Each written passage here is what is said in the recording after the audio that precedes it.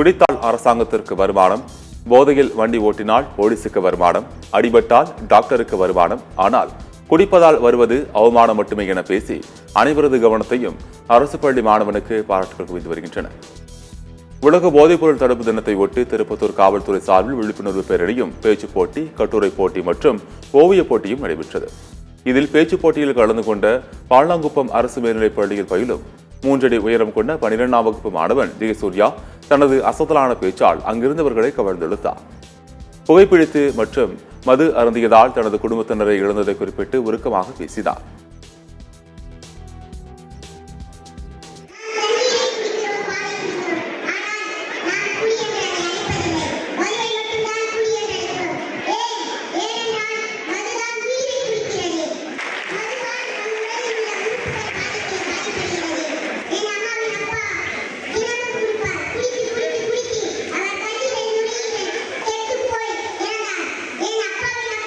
புற்றுநோய்